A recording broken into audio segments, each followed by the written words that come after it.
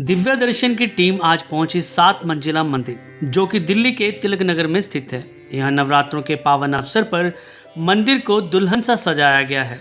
मां के आगमन की तैयारी को लेकर मंदिर को रंग बिरंगी लाइटें और फूलों से सजाया गया है। हर साल यहाँ हजारों की तादाद में मां भगवती की पूजा अर्चना करने व मां भगवती का आशीर्वाद लेने दूर दूर से भक्तजन आते हैं। माता के नवरात्रों में इस मंदिर में तीनों टाइम सुबह दोपहर शाम को माता की चौकी का आयोजन किया जाता है और भंडारा भी किया जाता है। मंदिर की शोभा देखते ही बनती है और मां भगवती का श्रृंगार इतना भव्य किया जाता है मानो मां साक्षात देवलोक से धरती पर आ गई हों और मंदिर का नज़ारा मानो धरती पर स्वर्ग।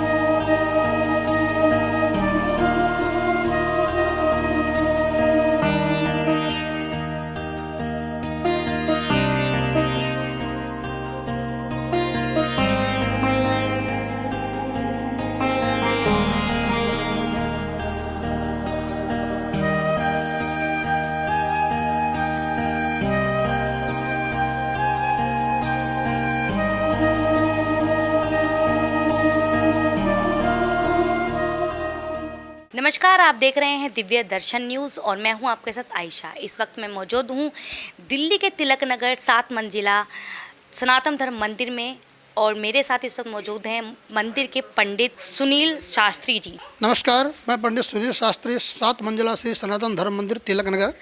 आइए मैं आपको ये बताना चाहूँगा कि जो 7 मंजिला मंदिर है 110 वर्ष पुराना है और इसका सबसे ज़्यादा डेवलपमेंट और विकास जो हुआ वह सन 2000 के बाद हुआ।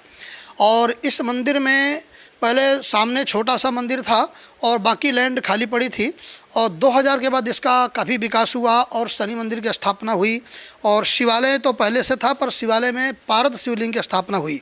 जैसा कि पारद शिवलिंग ज्योतिर्लिंग से भी बढ़ के कहा जाता है। पारद शब्द का अर्थ ही संस्कृत में कहा गया, पा मतलब पालन करने वाला, रा मतलब रचना करने वाला और दा मतलब दमन करने वाला, अर्थात ब्रह्मा विष्णु महेश। दमन करने मतलब अर्थात शिव।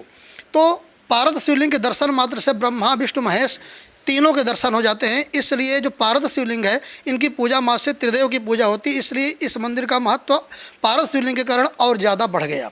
और इस शिवलिंग में और इस स्थान में सबसे बड़ी महत्ता क्या है कि जो भी रुद्राभिषेक जो भी पूजन यहाँ होता है वो 99 पॉइंट आपकी मन्नत पूरी होती है। जिस संकल्प से जो लोग यहाँ पे पूजन करते हैं उनकी मनोकामनाएं पूरी होती हैं। सामने देखेंगे दक्षिणमुखी हनुमान जी मंदिर हैं और ये भी बहुत पुरानी मंदिर है और ये सिद्ध मूर्ति है जिनके कांख से आज भी पसीना निकलता है कभी कभी उस मूर्ति के। तो बहुत प्रसिद्ध मूर्ति है। दूर दूर से यहाँ के हनुमान जी की पूजा करने आते हैं। प्रत्येक मंगलवार यहाँ सुंदरकांड का पाठ होता है और रुद्राभिषेक तो निरंतर अभिषेक भोलेनाथ का चलता रहता है। प्रत्येक शनिवार में अत्यंत यहाँ पे रस होता है और शनि देव को तेल चढ़ता है। नवग्रह के लोग पूजन कराते हैं। यहाँ पे अगर देखा जाए तो नित्य प्रति इस मंदिर की जो मैनेजमेंट है, मंदिर के चेयरमैन है श्री सुरेश मलिक जी, प्रधान है गुलशन माकन जी और जनरल सेक्रेटरी श्री अनिल ग्रोवर जी, कोषाध्यक्ष आशीष दिलोरी जी इत्यादि, उनकी पूरी मैनेजमेंट इस मंदिर को बहुत ही सुरम्य तरह से सजा रहे हैं। मंदिर में हॉस्पिटल भी चल रहा है जो चैरिटेबल हॉस्पिटल सभा के अंदर आता है और उसमें बहुत चैरिटी की जाती है। मतलब लोगों को जो लैब भी चलता है, लैब के लिए इतनी बड़ी फैसिलिटी दे रहे हैं कि जो लोग फास्टिंग टेस्ट कराते हैं उनके लिए टेस्ट कराने के बाद ब्रेकफास्ट की व्यवस्था भी यहीं दी जाती है।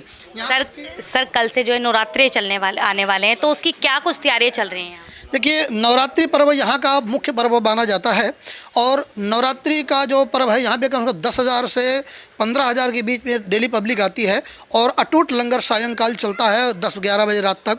जब कोई भी आए भोजन करे और पूरा व्रत का लंगर होता है देसी घी का। और उसके बाद चौकियाँ होती हैं, भजन दिन भर चलते रहते हैं सुबह से लेके और रात्रिकालीन तक, जब तक मंदिर का पट नहीं बंद होते तब तक लगातार भजन चलते रहते हैं। तो इस मंदिर में नवरात्रों में एक तो लंगर चलता है, ज्वाला जी की जोत लाई जाती है। ज्वाला जी सी जो ज्वाला जी की वहाँ जल रही है, वही जोत जलाकर हमारे यहाँ से बाकायदे हमारा छोटा पुजारी जाता है, वहाँ से लेकर के उनका सम्मान से माता रानी की जोत लाते जो आपके सामने स्थापित है, और उनकी पूजा करके कल वहाँ पे बड़े मंदिर में स्थापित कर देते हैं।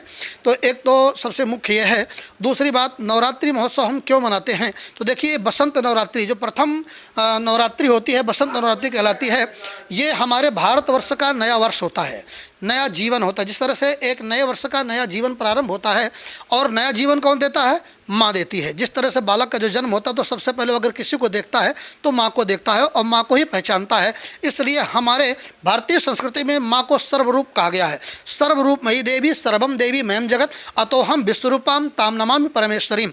अर्थात सर्वरूप में माता ही है। जो लोग कहते हैं कि जो पुरुष है और स्त्री है तो माता कैसे हो गई, तो मैं बता दूँ, सब उत्पन्न तो माँ से हुई है, इसलिए माता के ही अंश है, माता के ही स्वरूप है। तो सभी रूपों में देवी का पूजन है। तो मातृ पूजन, जैसे हम अपने नए वर्ष में प्रवेश कर रहे हैं, तो सबसे पहले जिसने हमें जन्म दिया है, इस नए वर्ष को जो हमें प्रदान किया है, उस माता का पूजन करते हैं। अब आप देखिए, 9 प्रकार की माताओं का हम पूजन करते हैं। कुछ लोग अष्टमी मानते हैं और कुछ लोग नवमी मानते हैं। तो देखिए, दोनों अपनी अपनी जगह सही हैं, क्योंकि 8 सिद्धियाँ होती हैं और 9 निधियाँ होती हैं। अणिमा महिमा चैव गरिमा लघिमा तथा प्राप्ति प्राकम ईशित्वम असित्वम चाष्ट सिद्धिया।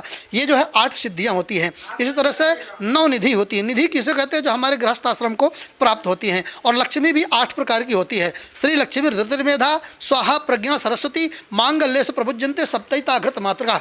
अर्थात जो 8 लक्ष्मी होती हैं, वह गोधन गज धन बाज धन और तन धन खान, जब आवे संतोष धन सब धन धूर्य समान। जो 8वीं लक्ष्मी होती है वो संतोषी होती है, जो गृहस्थ के पास नहीं, वो सन्यासी के पास होती है। अर्थात वो सबसे बड़ा लक्ष्मीमान है, धनवान है। जिसको कुछ नहीं चाहिए उससे बड़ा धनवान कौन है?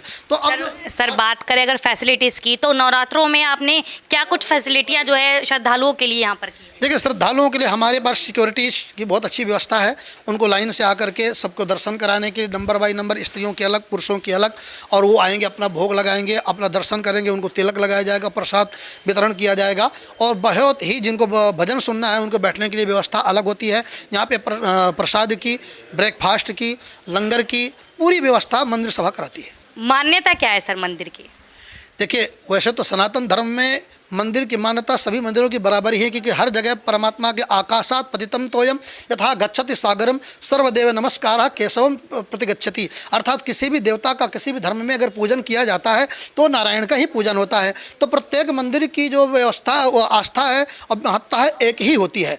पर सबसे बड़ी महत्ता इस मंदिर की है कि यहाँ पे दक्षिणमुखी हनुमान जी और पारद शिवलिंग स्वयं साक्षात भावा शिवलिंग, और जो माता रानी की मूर्ति है वो 110 वर्ष पुरानी है।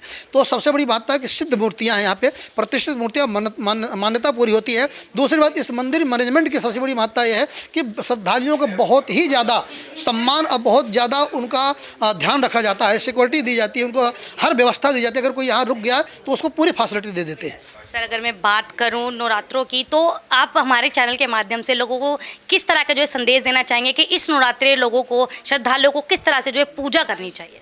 देखिए, नवरात्रि ये बसंत नवरात्रा है। जीवन में जिस तरह से पेड़ों में नई खुशियाँ होती हैं, प्रकृति अपना श्रृंगार करती है, उस तरह से हम लोग सभी चाहते हैं कि हमारे घर भी खुशियाँ आएँ। और हमारे घर में खुशियाँ तब आएंगी जो स्त्री अच्छी, हमारे अच्छा सम्मान होगा, घर में अत्यंत धन आएगा, धन से हम अपने घर की व्यवस्था बना पाएंगे। तो वस्तुतः ये नवरात्रों में हम सबको माता रानी का पूजन करना चाहिए। सर्वरूप में लक्ष्मी जी ही सभी रूपों में प्रकट, अलग अलग रूपों में हैं। जिस तरह से जो शैलपुत्री हैं, जो हमारे हम लोग कंजक पूजन जो करते हैं ना, तो आप देखते हैं कि जो छोटी सी कन्या होती है वो माता के रानी पूजा करते हैं, क्योंकि माता जो कंजक की कोई जाति नहीं होती, माता की भी कोई जाति नहीं, ये निश्चित नहीं होता है कि कन्या किस जाति में, किस वर्ण में, किस गोत्र में जाएगी। तो जब तक उसका विवाह नहीं होता वो कंजक होती है। 12 वर्ष से पहले की जो 9 वर्ष की जो कन्या होती है उसको देवी के रूप में माना जाता है। तो शैलपुत्री अर्थात पहले दिन शैलपुत्री के रूप में कंजक का पूजन करना चाहिए। दूसरे दिन में ब्रह्मचारिणी, थोड़ा सा जब हमारी माता कंजक का थोड़ा सा उम्र बढ़ती है तो ब्रह्मचारिणी रूप में, जिसके अंदर कोई विकार नहीं होता, जो ब्रह्मचारी होता है उसके अंदर कोई विकार नहीं होता, तो उसके अंदर तब तक कोई विकार, किसी प्रकार की मनस्थिति खराब नहीं होती, इसलिए ब्रह्मचारिणी रूप में पूजा होती है। फिर तीसरा, जब हमारी कंजक थोड़ा सा बड़ी होती है तो सुंदरता खिल आती है, तो उसको चंद्रघंटा अर्थात चंद्रमुखी कहा गया है। तो चंद्रमा की तरह वो सुंदर लगने लगती है। तो तृतीयम चंद्रघंटेति कुश कुष्मांडेत चतुर्थकम। अब जब उससे थोड़ा सा बड़ी होती है तो माता पिता को चिंता हो जाती है कि अब हमारे अपनी कन्या का विवाह कर देना चाहिए। तो विवाह इत्यादि करके उसका लक्ष्मी के रूप में पूजन कर दिया जाता है। विवाह मंडप पे जिस तरह से जब पंडित जी पूजा कराते हैं तो सबसे पहले जो पुरुष का पूजन है वो साधु भवानास्तम अर्चयिष्यामो भवंता, नारायण करके पूजन करते हैं, और पत्नी का जो कन्या है उस स्त्री की लक्ष्मी के रूप में पूजन कराते हैं पंडित जी। तो लक्ष्मी रूप में कुष्मांडा के रूप में पूजा होता है। उसके बाद 5वें दिन स्कंद माता, जब विवाह के बाद वो माता बनती है तो उसको स्कंद माता अर्थात माता के रूप में, जिससे अपनी माता है स्कंद माता के रूप में पूजा की जाती है। 6वें रूप में जब माता होती है तो पूरे परिवार का ध्यान रखती है, कल्याण करती है, तो कात्यायनी 6वें रूप में पूजा होती है। और 7वें में कालरात्रि, अपने संतानों को, अपने परिवार में कोई कष्ट आ जाए तो माता अपना विकराल रूप धारण करने में कोई परहेज नहीं करती, अर्थात कालरात्रि के रूप में उनकी पूजा होती है। और महागौरी चाष्टमम, जब माता और वृद्ध हो जाती है तो संपूर्ण रूप से शांत होकर सपन मालकाना हक अपने बहुओं को देख करके और अपने संतान को देख करके शांत रूप से अपना जीवन व्यतीत करती है, तो महागौरी चाष्टम अर्थात शांत रूप महागौरी बन जाती है। और 9वां सिद्धिदात्री चा, अर्थात इस संसार से जब अपने संतान को पूर्ण आशीर्वाद दे करके जो जीवन में अर्जित किया है सब कुछ संतान को दे करके अर्थात संपूर्ण सिद्धि दे करके संसार से जाती है। तो 9वां सिद्धिदात्री चा नव दुर्गा प्रकीर्तिता, सब कुछ देने वाली जगत जननी जगदम्बा ही है। तो ये 9 रूप में माता की पूजा होती है जो 7 मंजिला मंदिर में बहुत ही विधिवत रूप से की जाती है। जैसा कि सुनील शास्त्री जी ने हमें बताया है कि इस नवरात्रे हमें किस तरह से पूजा करनी चाहिए और क्या क्या मंदिर की मान्यता है। आइए हम लेके चलते हैं मंदिर के कुछ श्रद्धालुओं जी के पास, जहां पर हमें वो भी बताएंगे कि इस बार उन्होंने नवरात्रों में क्या कुछ तैयारियां की हैं। तो मैम, मैं आपका नाम जानना चाहूँगी। मेरा नाम निशा है।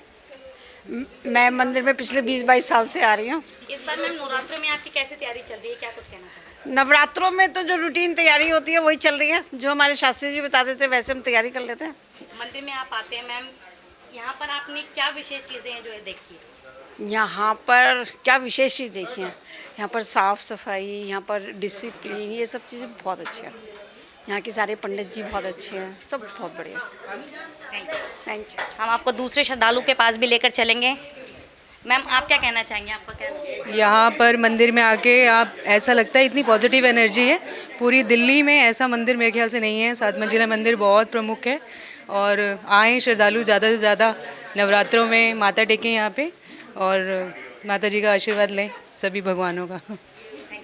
तो जैसा कि मंदिर के पंडित जी ने और श्रद्धालुओं ने हमें बताया है कि इस मंदिर की फैसिलिटियाँ बहुत अच्छी हैं, मंदिर की काफ़ी अच्छी मान्यता है और यहाँ पे काफ़ी ज़्यादा जो है श्रद्धालु आते हैं मंदिर में पूजा करने के लिए। ऐसी ही विशेष जानकारी के लिए देखते रहिए दिव्य दर्शन न्यूज़।